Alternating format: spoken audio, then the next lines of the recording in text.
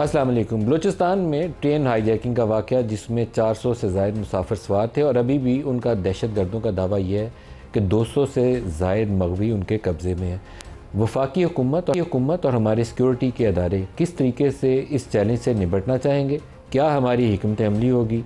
क्या उन दहशत गर्दों से कोई बात करेगा, नरमी करेगा, या हम कोई ऐसा सिक्योरिटी ऑपरेशन प्लान करेंगे कि सूरत हाल को मुकम्मल तौर पर काबू किया जा सके? अभी तक की इतलात ये हैं कि 190 से ज़ायद लोगों को रिहाई मिल चुकी है और 30 से ज़ायद दहशत गर्द मारे गए हैं, लेकिन एक्चुअल कितनी तादाद ग्राउंड पर मौजूद है और क्या करने की ज़रूरत है? इन सब सवालों का जवाब देने के लिए हमारे साथ आज मेहमान हैं वफाकी वज़ीर इत्तलात अताउल्लाह तारड़ साहब। तारड़ साहब, बहुत शुक्रिया, आपने मसरूफ़ियत से वक्त निकाला। सर, इस वाक़े के ऊपर कोई एग्जैक्ट पिक्चर क्या है? ये BLA के कौन लोग हैं? कहाँ से इन्होंने ये सारा प्लान बनाया कि पूरी गाड़ी ले उड़ें? देखिए, लगता तो ये है कि जो इनकी कॉल्स वगैरह इंटरसेप्ट हो रही हैं और इनके राब्ते हैं, वो पाकिस्तान से बाहर भी इनके राब्ते हैं जो अभी तक की हमारे तक इतलात आई हैं। बाहर से मुराद अफगानिस्तान या इंडिया? ऑपरेशन क्योंकि ऑनगोइंग है, मैं कोई ऐसी बात नहीं करना चाहता कबल अज़ वक्त। एक ऑनगोइंग ऑपरेशन है और बड़ी एहतियात से ये ऑपरेशन किया जा रहा है। उसके अंदर जो आपने जिस तरह फरमाया 190 जो हैं मग़वी उनको बाजियाब करवा लिया गया है बड़ी महारत के साथ, और क्योंकि उधर वो सुसाइड जैकेट्स और सुसाइड बॉम्बर्स मौजूद हैं अंदर, तो इसलिए बहुत एहतियात बरती जा रही है मग़वियों की ज़िंदगी को बचाने के लिए। उसके अंदर 70 से 80 लोग जिन्होंने हमला किया था, उनमें से जो हैं 30 को जहन्नुम वासिल किया जा चुका है। और अभी जो सिक्योरिटी फोर्स ने बड़ी बहादुरी के साथ, बड़ी जवां मर्दी के साथ वो मुकाबला कर रहे हैं, और दुआ है कि इंशाअल्लाह ताला जल्द जो है ये ऑपरेशन अपनी पाए तकमील तक पहुंचेगा। बाज़ खबरें तारड़ साहब ज़ाहिर करती हैं कि हमारे वो जो कमांडोज़ हैं, सिक्योरिटी का एक बाकायदा ऑपरेशन प्लान किया जा रहा है इन लोगों की रिहाई के लिए। कुछ उस पर बता सकते हैं, पूरी माइक्रो डिटेल्स में जाए बगैर, कि हम कब तक उम्मीद रखें कि ये जो 200 से ज़ायद लोग उनके कब्ज़े में हैं उनकी भी जान बचाई जा सके? देखिए, कुछ री-इन्फोर्समेंट भी पीछे से आई और री-इन्फोर्समेंट ने भी ज्वाइन किया, और आज भी आपने देखा सोशल मीडिया के ऊपर इमेजेस थे जो फ़ौज के ताज़ा दम दस्तों ने वहाँ पे उतरे रेलवे स्टेशन पे। तो मैं ये समझता हूँ कि क्योंकि एक सेंसिटिव ऑपरेशन है, क्योंकि लोग जो यरगमाल हैं उनका ख्याल करना है कि उनको कोई नुकसान ना पहुँचे, तो बड़ी एहतियात बरती जा रही है, बड़ी महारत से ये मुकाबला किया जा रहा है। उम्मीद की जाती है कि बहुत जल्द आपको इंशाल्लाह ये खबर मिलेगी कि ये ऑपरेशन जो है ये ख़त्म हो गया। तो सर, ये इस तरह का ऑपरेशन जिसमें पूरी वो गाड़ी को ले उड़ें, ये आसानी से प्लान नहीं किया जा सकता। इसके पीछे कई हफ्ते उन्होंने लगाए होंगे, पूरी जगह की रैकी की होगी, कहाँ ब्लास्ट करना है, टनल करीब में है, उनको प्रोटेक्शन के लिए पहाड़ियाँ भी दरमियान में है। तो हमारा इसमें कहीं सिक्योरिटी लैब्स है? अभी तक की रिपोर्ट्स आपकी क्या जाहिर करती है? देखिए, मैं ये समझता हूँ कि एक तो ये जो मेजर एरिया था, लेवीज़ का एरिया था, B कैटेगरी एरिया था, और लेवीज़ की ट्रेनिंग के हवाले से आपको पता ही है मामलात का, और उनकी महारत के हवाले से, तो फिर बैकअप के तौर पे जब फ़ौज को बुलाया गया, अब सिचुएशन जो है वो कंट्रोल करने की कोशिश की जा रही है। मगर मैं ओवरऑल ये समझता हूँ कि जो नेशनल एक्शन प्लान के तहत मेजर्स लिए गए हैं और नेशनल एक्शन प्लान के तहत आगे बढ़ा जा रहा है, उसके अंदर कैपेसिटी बिल्डिंग भी है, उसके अंदर इंटेलिजेंस शेयरिंग भी है, तो ये एक बड़ी अच्छे तरीके से ऑपरेशन कंडक्ट हो रहा है। इसमें अफसोसनाक जो पहलू है कि जो इंडियन मीडिया ने किया, लगता ये था कि उनको पहले से मालूमात थी, यानी इधर अभी ऑपरेशन शुरू हुआ और इंडियन मीडिया की स्क्रीन्स भर गई तफसीलात के साथ। अब ये कैसे मुमकिन हुआ? और उससे ज़्यादा अफसोसनाक बात यह है कि मुल्क से बाहर बैठे कुछ फॉर्मर एंकर हजरात और एक सियासी जमात ने वही ट्वीट्स किए जो इंडिया की तरफ से किए जा रहे थे। मुझे समझ नहीं आती है कि एक मुल्क के अंदर एक ऐसी सूरत हाल पैदा हुई है, एक दिन के लिए तो पाकिस्तानी बन जाओ। आपके ख्याल में PTI ने सूरत हाल पे कुछ अपनी सियासत चमकाई? आपकी बात से यही लगता है? 100%। उनके आप ट्वीट्स देखें, उमर अयूब से लेके गौहर अली खान से लेके उनकी जो पार्टी, मुझे ये बताइए, फौज की महारत पूरी दुनिया में जानी जाती है। सैंडर्स के अंदर पाकिस्तान का चर्चा होता है, सैंडर्स में वहाँ कैडेट्स जाते हैं, अभी चीफ ऑफ आर्मी स्टाफ को वहाँ गार्ड ऑफ ऑनर दिया गया। इस मौके पे चीफ आर्मी स्टाफ को और फौज को टारगेट करने का क्या मतलब है? इस वक्त BLA, PTI, इंडियन मीडिया एक जबान बोल रहा है, और लोकल हालात को वो उधर उन्होंने मग़वियों का ढाल बनाया, इधर लोकल हालात को एक ढाल बना के वो इस्तेमाल कर रहे हैं अपनी सियासी बयानी के लिए। खुदा का वास्ता है, एक दिन के लिए पाकिस्तानी बन जाओ, इस धरती का कर्ज उतार दो। मलिक साहब, मेरा बड़ा यकीन है ये मुल्क 27वीं रमज़ान की शब मार्ज़े वजूद में आया था, और जो कुछ है इस मुल्क की वजह से, इस पाकिस्तान की वजह से है। ये जब, और बाहर देखें हमारी इज्जत होती है, हमारी फौज की जो पेशा उमूर है उनकी तारीफ होती है, जहां भी जाते हैं कहते हैं जी most professional army in the world, ranking आप देख लें। तो जब फौज को, आर्मी चीफ को आप टारगेट करते हैं BLA और इंडिया के साथ मिलके, तो ये समझ आ रही है कि आपका एजेंडा हमेशा से मुल्क दुश्मन था और वो चल रहा है। तारिक साहब, जो पिछले चंद हफ्तों के वाकयात हैं, खासतौर पर KP और बलूचिस्तान के अंदर, अभी रिसेंटली बन्नू में जो कैंट के ऊपर अटैक हुआ, उसके बाद ज़रूरत नहीं है कि हमारी सियासी क़यादत और मिलिट्री लीडरशिप बैठे एक जगह के ऊपर और एक स्ट्रेटजी नैब को आपको अपडेट करना पड़ेगा। नेशनल इलेक्शन प्लान आपका 2014 का डॉक्यूमेंट है, अब वो 10 सालों में बहुत चीज़ें दुनिया बदल गई है, आपको रिविज़िट करना पड़ेगा पूरी डिटेल को और एक नई स्ट्रेटजी के साथ, शायद ज़्यादा जज्बे और ताकत के साथ इस दफ़ा नई स्ट्रेटजी बनी और जितनी नेशनल एक्शन प्लान की मीटिंग्स हुई हैं तमाम वज़रा आला शरीक रहे उसमें, इंक्लूडिंग अली अमीन गंडापुर, और उन्हें कहा गया कि जी आप वहाँ पे सेफ सिटी को एक्टिवेट करें, फॉरेंसिक लैब को एक्टिवेट करें, काउंटर टेररिज्म डिपार्टमेंट की कैपेसिटी बिल्डिंग करें। तमाम काम पंजाब में शहबाज शरीफ साहब ने किए थे, तो ये भी तलकीन की गई है और एक बाकायदा नए विजन के साथ जब अज़्म इस्तेहकाम लॉन्च हुआ, एक प्रॉपर स्ट्रैटेजी थी ना अज़्म इस्तेहकाम की, वो एक ऑपरेशन तो नहीं था, वो एक ओवरऑल स्ट्रैटेजी थी, तो उस पर बड़ी मेहनत हुई है। और बन्नू के कैंट का जो हमला पसपा किया वो बड़ी महारत से किया, वरना नुकसान बहुत बड़ा हो जाता। ये बिल्कुल सही बात है कि एक पॉलिटिकल कंसेंसस होना चाहिए, मगर जिस तरीके से देखिए ना, ये टीटीपी सिंपथाइजर्स हैं, इनका मसला क्या है? पहले इन्होंने हमारे दौर में, मियां नवाज शरीफ के दौर में, रद्दुल फसाद, ज़रबे अज़ब, सारे ऑपरेशन हुए, अमन बहाल हुआ, दहशतगर्दी का खात्मा हो गया, एक भी वाकया रिपोर्ट नहीं होता था 2017। अब क्या हुआ है, एक हुकूमत आती है, क्योंकि अपोजिशन में जब थे बानी चेयरमैन पीटीआई, गवर्नमेंट में भी थे, एक ही राग अलापते थे, टीटीपी जी जिंदाबाद, टीटीपी को ले जी, बड़े अच्छे लोग हैं, वापस ला के बसाओ इनको, ये कमाल के लोग हैं। He is always been a TTP sympathiser. और देखिए टीटीपी और पाकिस्तान इकट्ठे नहीं चल सकते, ये बिल्कुल तय है, हमारा ये बिल्कुल अज़म है कि इनको जड़ से उखाड़ेंगे, दहशतगर्दी का खात्मा करेंगे। इस पे देखिए बार बार ये जो पॉलिटिकल पार्टी अभाम क्रिएट कर रही है, ये कैमरे के सामने अभाम क्रिएट करते हैं, इनकी कोई पॉलिटिकल होगी अंडरस्टैंडिंग उनसे, मगर मीटिंग्स में मैंने देखा है अली अमीन गंडापुर इस मामले में संजीदा नजर आते हैं मीटिंग्स के अंदर, और वो दहशतगर्दी के खात्मे का बाशगाफ अल्फाज में ऐलान भी करते हैं। और आपने देखा केपी में एक पॉलिटिकल कंसेंसस की मीटिंग भी हुई हाल ही में, जिसमें तमाम नेशनल लेवल पे आपको एक पॉलिटिकल कंसेंसस के लिए इनिशिएटिव लेना पड़ेगा। जी बिल्कुल, आई टोटली एग्री, बिल्कुल लेना पड़ेगा। क्या उसके ज़हन में कोई हिकमत अमली है कि बुलाएं, ऑल पार्टीज को बुलाएं या पार्लियामान में कोई कमेटी बनाएं, नेशनल सिक्योरिटी कमेटी का इजलास बुला सकते हैं? देखिए उस पर देखें, अभी कश्मीर पे इजलास हुआ, फलस्तीन पे इजलास हुआ, और दिस टेररिज्म इशू, फलस्तीन के इजलास में मुझे बताएं तरीके इंसाफ क्यों नहीं आई, क्या उनका फलस्तीन से क्या प्रॉब्लम है? देखिए ये पेटी इशूज जो है ना, हर चीज में सियासत को इन्वॉल्व करना। प्रेसिडेंट ट्रंप आए तो उन्होंने कहा जी हा जी कमाल हो गई जी, अब हमारा बयानिया चलेगा, पॉलिटिकल बयानिया बुलाया। मैंने तब भी कहा था ये रियासतों के माबैन ताल्लुकात होते हैं, ये पॉलिटिकल पार्टीज के जो बयानिया है उसके मरहूने मिन्नत नहीं होते, उसके ताबे नहीं होते, इनको थोड़ा सा ना मुल्क के लिए सोचना पड़ेगा। पिछले एक साल में एनएससी की मीटिंग नहीं हुई, तो क्या ये मौका नहीं है कि एनएससी का इजलास बुलाया जाए? बिल्कुल, ये और सिविल मिलिट्री इकट्ठे इस पे एक स्ट्रेटजी के साथ जी। उसके अलावा क्योंकि एनएससी का एक वो लिमिटेड पार्टिसिपेंट्स हैं, उससे बढ़ के मीटिंग्स हुई हैं। नेशनल एक्शन प्लान की जो मीटिंग होती है, तमाम डिपार्टमेंट्स, एंटी स्मगलिंग वाले से लेके काउंटर टेररिज्म तक हर बंदा मौजूद होता है, अला मौजूद होते हैं, पीएमएजे के सीएमजीबी मौजूद होते हैं, इंटेलिजेंस चीफ्स मौजूद होते हैं, तमाम लोग मौजूद होते हैं। आप जब कहते हैं कि पॉलिटिकल कंसेंसस होना चाहिए, तो आपके जहन में क्या खाका, कैसे करें? में तो देखिए ये है कि सबसे पहले सियासी मफादात को बाला ताक रखना होगा, बिल्कुल साइड पे रख। ये नहीं हो सकता कि आप पाकिस्तान के मफाद को भी लेके चलें और साथ ऐसी सिचुएशन को एक्सप्लॉइट करके अपना पॉलिटिकल बयानिया भी बनाएं। प्रॉब्लम यह है कि इनके जो लीडर हैं वो इररिलेवेंट होते जा रहे हैं टाइम के साथ। अब इनकी पार्टी का चैलेंज है, क्योंकि पार्टी टूट गई है 5-6 फ्रैगमेंट्स में, ये कोशिश कर रहे हैं कि पॉलिटिकल रेलेवेंस बनाई जाए बार बार ऐसी सिचुएशन को एक्सप्लॉइट करके। देखिए पाकिस्तान का सोच के क्लियर विजन के साथ बैठे, हम एंगेज करेंगे। आप पीटीआई से इस इशू पे एंगेज करेंगे? पीटीआई से अगर वो एंगेज होना चाहते हैं तो ये तो एक ऐसा इशू है जिस पे तमाम पाकिस्तानियों को इकट्ठा होना चाहिए।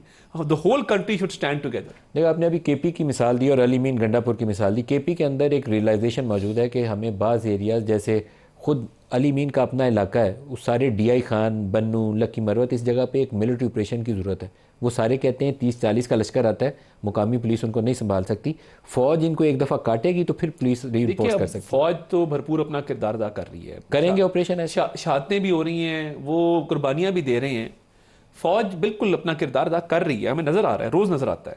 मगर मुझे ये बताइए, हमारे साथ बड़ा चुभता हुआ सवाल है, शहबाज शरीफ पंजाब का वज़ीर आला होता है और वो काउंटर टेररिज्म डिपार्टमेंट खड़ा करता है स्टेट ऑफ द आर्ट, जिसके राय ताहिर पहले एडिशन आईजी थे, और वो इतने कैपेसिटी बिल्डिंग होती है कि वो पूरे पाकिस्तान में ऑपरेट करने की एक सलाहियत, एक कैपेसिटी रखते हैं, मेरिट बेस्ड होता है। 11 साल से एक हुकूमत है एक पार्टी की केपीके के अंदर, और केपी में टेररिज्म का चैलेंज बड़ा है, पंजाब से बड़ा चैलेंज है।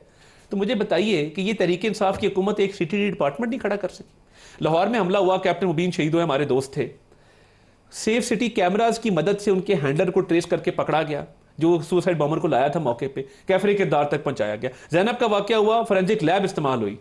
तो इनको किसने मना किया है कि ये फोरेंसिक लैब ना बनाएं, ये CTD ना बनाएं, ये सेफ सिटी ना बनाएं, सूबे की एंट्री एग्जिट्स के ऊपर ये सेफ सिटी का निजाम ना लगाएं? किसने मना किया? वो कहता है कि मैं आया हूं पॉलिटिकल बयानिए के लिए, मेरा मैंडेट ही नहीं गवर्नेंस का।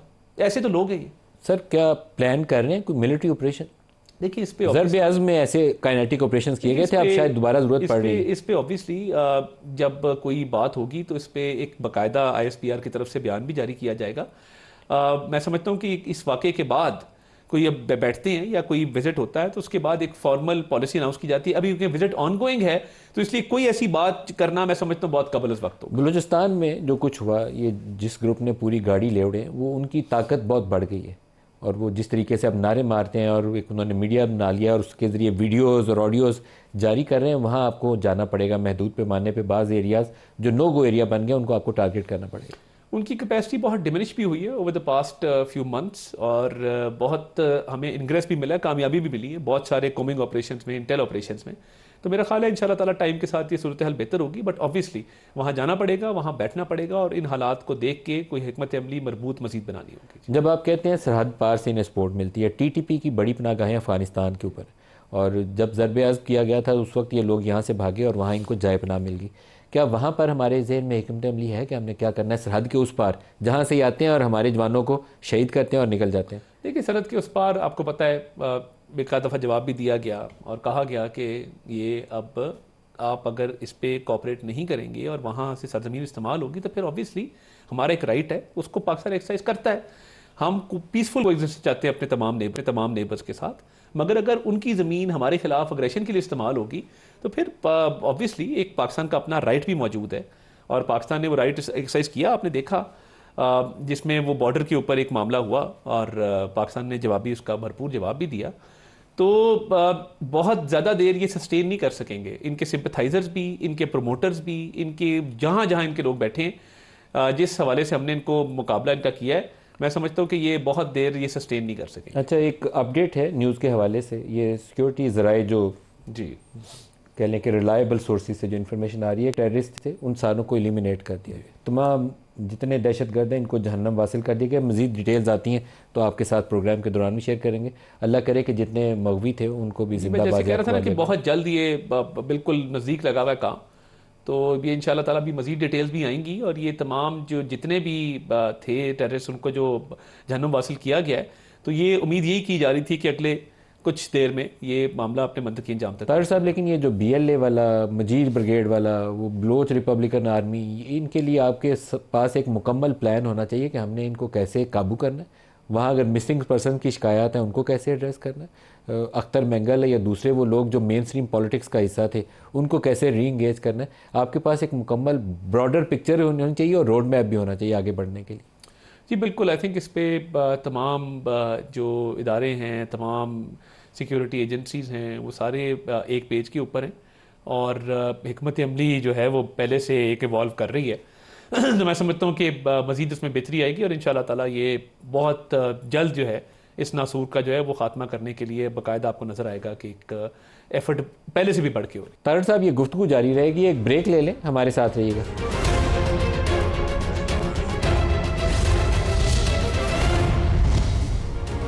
प्रोग्राम में दोबारा खुश आमदीद कहते हैं। तारिक साहब, कुछ चीज़ें ऐसी हैं, जैसे आपने पॉलिटिकल कंसेंसस का तज़किरा किया, तो आपकी अपनी इत्तेहादी जमात पाकिस्तान पीपल्स पार्टी, सदर साहब ने जॉइंट सेशन के अंदर नहरों वाले मामले के ऊपर जिस तरीके से तशवीश का इजहार किया, उससे लगता यह है कि दो कोलिशन पार्टनर भी सेम पेज पे नहीं है। देखिए, दो कोलिशन पार्टनर्स की जो पिछले दिनों मीटिंग हुई बड़ी अच्छे माहौल में हुई, उनके तमाम तहफ़्फ़ुज़ात को दूर करने की यकीन दहानी भी कराई गई और उन्होंने बड़ी तारीफ़ की, एतमाद का इजहार किया वज़ीर-ए-आज़म शहबाज शरीफ की क़यादत पे और जो मुआशी इशारिये हैं, इकोनॉमिक रिवाइवल है, उस चीज़ के ऊपर। तो मैं समझता हूँ कि उनके साथ मामला बहुत बेहतरी की तरफ जा रहे हैं। एक नशिस्त होने वाली है अभी गवर्नर साहब सैटरडे को लाहौर में। आप जा रहे हैं उस मीटिंग? उसमें कमेटी ऑलरेडी बनी हुई है, राना सनाउल्लाह साहब हैं, साक डार साहब हैं, मलिक अहमद खान साहब हैं, मरीम औरंगजेब साहब हैं, तो वो एक कमेटी बनी हुई है, वो कमेटी अपना काम करेगी। लेकिन सर, जॉइंट सेशन में पानी के ऊपर ये वो मामला है जो बड़ा हसास नौइयत का है। ये आपकी प्राइवेट मीटिंग में डिस्कस होकर रास्ता निकला था तो मुनासिब था, काउंसिल ऑफ कॉमन इंटरेस्ट के ऊपर भी इत्तफाक़ राय कर लेते तो वो भी मुनासिब था, लेकिन सदर साहब ने अपने खिताब में उसके ऊपर तहफ़्फ़ुज़ात का इजहार किया। देखिए, मैं ये समझता हूँ कि उनका एक राइट है जो उन्होंने बात की है और ये जितने भी मामला हैं, तमाम मामला पे बात हुई है और ये इंशाल्लाह हल होंगे। मैं नहीं समझता कि कोई ऐसा पेचीदा मामला है जो हल ना हो सके।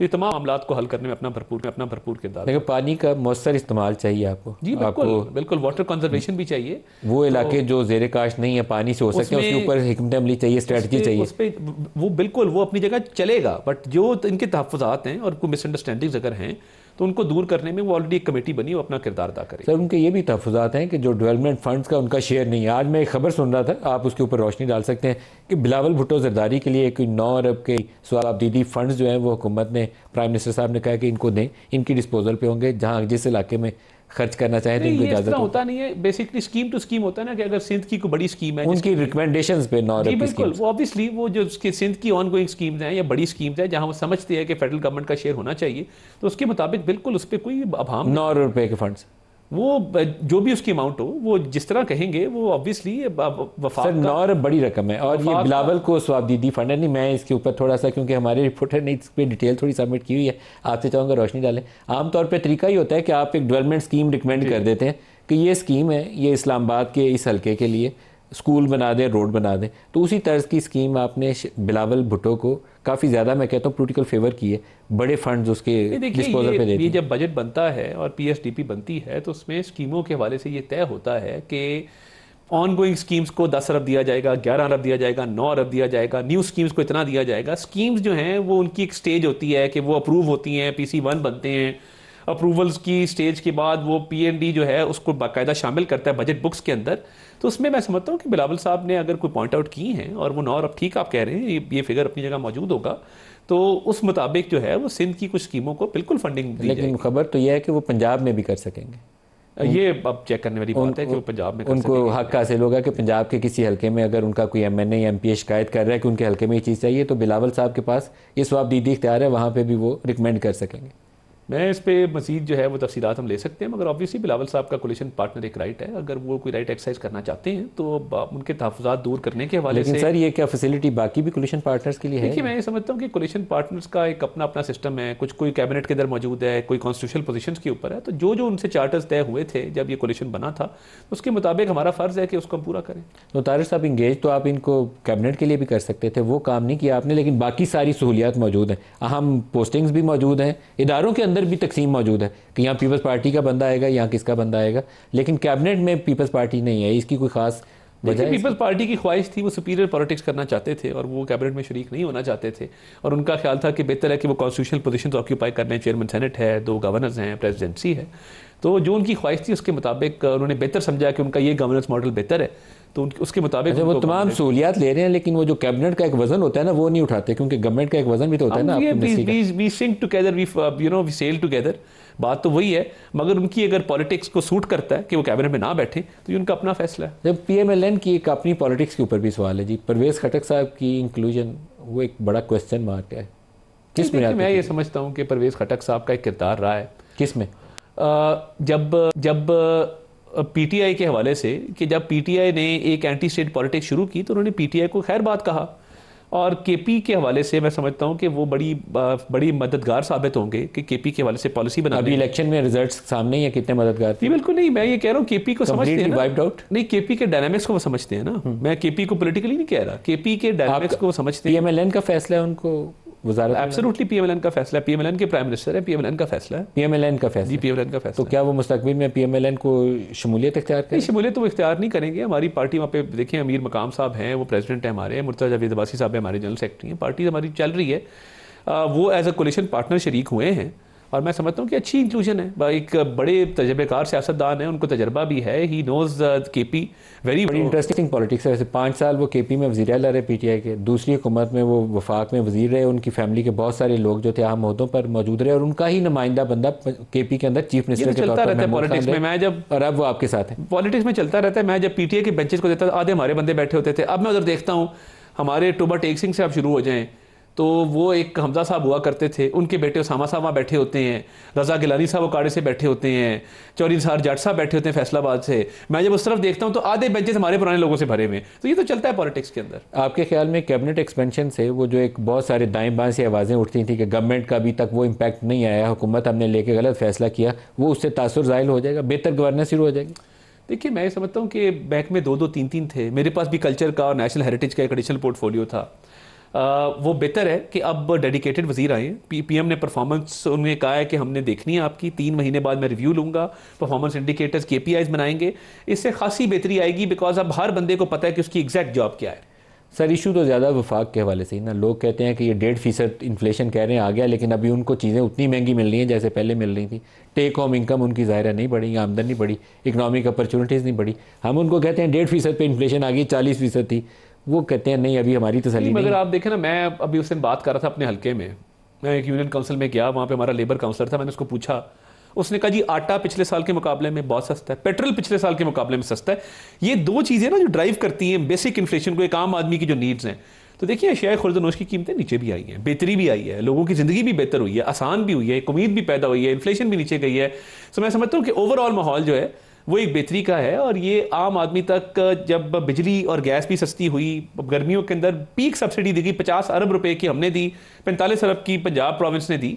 तो आगे बिजली के रेट्स के हवाले से भी पीएम साहब के जेहन में एक प्लान है। 23 मार्च को करेंगे ऐलान, उम्मीद है डोर पे।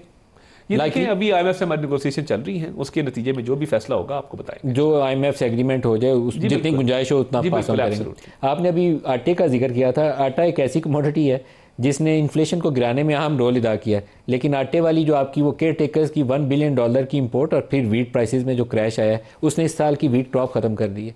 और हमारा गोइंग फॉरवर्ड $1 बिलियन हमें वीट इंपोर्ट करनी है। तो हमने बहुत बड़ा मैस क्रिएट किया है। अभी तो ये बहुत कबल अज़ वक्त है, ये देखना पड़ेगा कि जो वीट की इस दफ़ा यील्ड हुई है और पिछले जो ज़खायर मौजूद है, बिकॉज ऑब्वियसली पिछले भी एक गंदम के ज़खायर मौजूद होते हैं, गुंजाइश होती है।